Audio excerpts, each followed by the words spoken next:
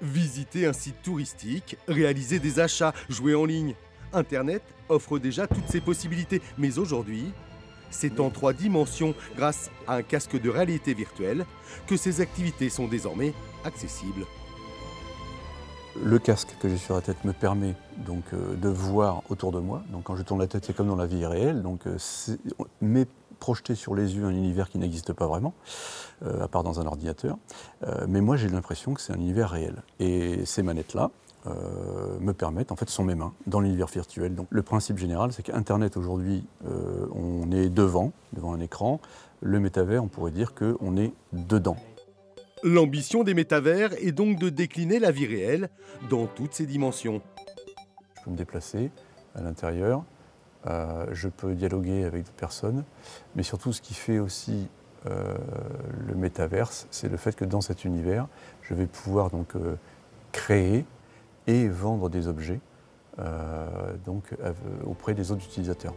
On peut également découvrir l'intérieur de la pyramide de Khéops ou assister à certains concerts en live depuis son canapé.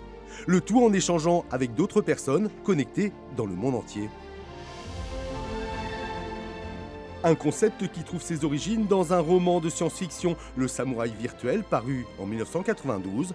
Son auteur, l'américain Neal Stephenson.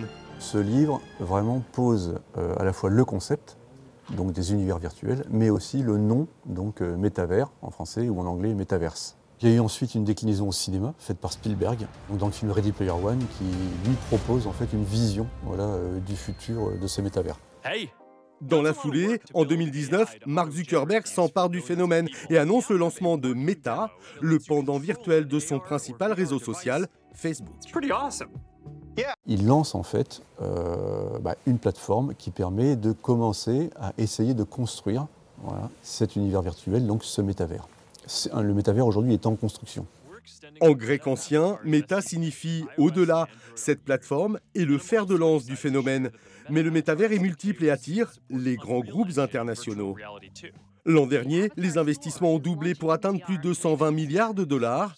Le cabinet McKinsey estime que ce nouveau marché pourrait générer 5 000 milliards de dollars en 2030. C'est un peu une prophétie autoréalisatrice, c'est-à-dire que Zuckerberg, qui pèse quand même très lourd, dit voilà, on va pouvoir faire un métavers, il y a beaucoup d'argent à faire, donc beaucoup d'entreprises veulent y aller. En fait, c'est un peu autoréalisateur, c'est-à-dire qu'on ne sait pas si on va y arriver, mais comme il y a beaucoup d'énergie et d'argent qui est mis dedans, c'est en train d'arriver. Mais alors, le phénomène métavers est-il réellement inéluctable? Il rencontre pour l'instant encore quelques limites. Il y a des limites techniques, technologiques. Déjà, les casques, il faut les construire, c'est pas simple, ça coûte très cher. Un bon casque de réalité virtuelle, c'est plus de 1 000 €. Mais il y a aussi des limites liées à l'adhésion. Est-ce que le grand public, au sens large, va adhérer au métavers ou pas? Aujourd'hui, la réponse est non. Même les jeunes générations, par exemple, n'ont pas envie forcément de se retrouver toute la journée avec un casque de réalité virtuelle sur le nez. Nous découvrirons demain l'un des premiers secteurs à s'être emparé du métavers, le marché du e-sport.